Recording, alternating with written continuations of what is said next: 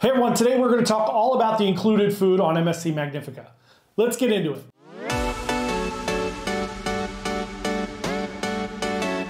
Hey everyone, John here from Bite Size Cruises. Welcome back to the channel. So we're getting close to the holidays here. We got our Christmas lights up behind us. We're just about a week out from Christmas 2023 here. We're going to talk all about the included food on MSC Magnifica. I just got off the ship a few weeks ago and I wanted to get into the food. One of the big triggers for a lot of people on MSC is the food and the service. You constantly hear people worried about those two things. So this was our fourth MSC cruise this year. We really jumped into MSC this year to try everything out. And we went on some new ships. We went on the World Europa. We went on Seascape. We went on a little bit of an older ship in Meraviglia. And now we've gone on a much older ship in Magnifica. So before we get started, one thing I will say is that when you talk about food at all, remember, it's very, very, very subjective. So my opinions and my reviews on things might not be the same as yours. I might not like the same things that you like. So just take it with a grain of salt. It's fine. It's just my opinion on the food. So for the free offerings on board the ship, you're only going to have a couple places where you can get included food. And that's going to be the buffet and the main dining rooms. There are a few spots where you can get other things, like I went to the Diamond Party for the loyalty program. They had canapes and stuff out. So if you're at some kind of a party or an event, they may have some food there or some offerings. Otherwise, it's going to be the dining rooms and the buffet. So let's talk about the dining rooms first. I had breakfast and lunch in the dining rooms. I did not eat dinner on this particular cruise in the dining room. Generally speaking, as a general rule, I don't prefer to go to the dining room for dinner. That might be a little bit controversial, but in my opinion, it just takes too long. I know Royal Caribbean has spent a lot of time and effort minimizing their menus to try to speed up the dining room, but by the time you wait in line, by the time you go in and sit down, by the time you get your food, because there's so many people in there at the same time, to me, the quality of the food isn't good enough for me to sit there for 2 or 2.5 hours. The other thing is I want to go to shows. I want to do different things. And also the biggest consideration for me, I think, is that I'm by myself. I don't want to sit at dinner by myself for 2.5 hours. I'd rather go do something or watch a show or watch some music. So I would like to get in and out a little bit quicker, which is why I generally opt for specialty dining if it's available, and then the buffet, even though I don't like elements of the buffet, like the cleanliness of people or people cutting in line and touching things, I kind of give up that control to kind of get in and out a little bit quicker. So the main dining room, I ate breakfast and lunch there. The food is fine. It's never, to me, like an elevated experience on any cruise line. I feel like the food is cafeteria level food, a little bit better.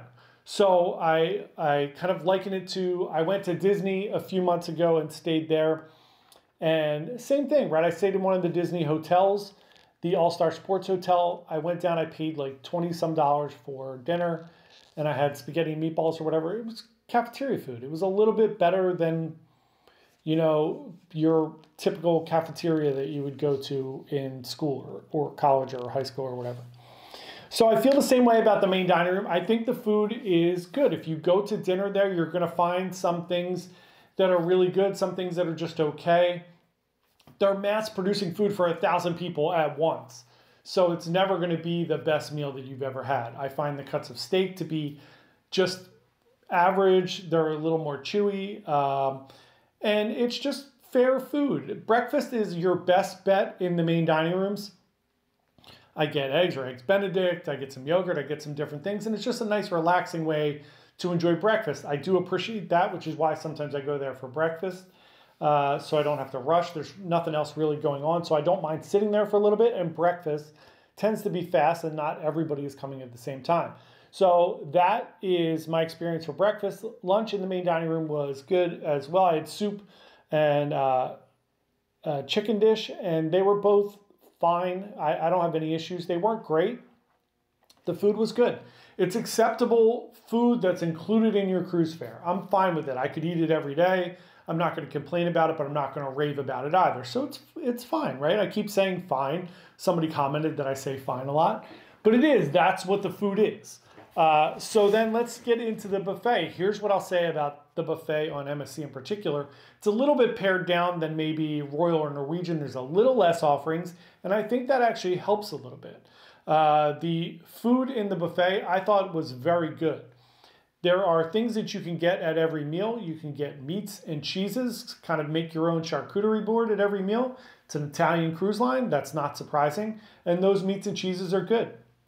You can get pizza at every meal. They even have breakfast pizza with different toppings like eggs and stuff on it. They have dessert pizzas with Nutella and things on them. And then you have your standard pizzas throughout the day. They have all different types of pizza and they're constantly pumping it out. The pasta, in my opinion, is the best of any cruise line. They do a great job where every day in the buffet they had like seafood pasta and kind of bolognese or different types of pasta. They had elbow pasta, they had bow ties, they had fettuccine, they have all different things. And I thought it was consistently very good. The breads and all are just the same as every other cruise line. Same thing with all your breakfast things. They have your eggs Benedict, your omelets, your eggs over easy, sausage, bacon, all of those things. What they didn't have as much of is like a variety of foods like Asian foods, but I didn't mind because the Italian food was so good and the pizza's so good and the coffee is amazing. Those are really the highlights of the included food. There's only one specialty restaurant on board, which is Oriental Plaza. I'll do a review of that as well.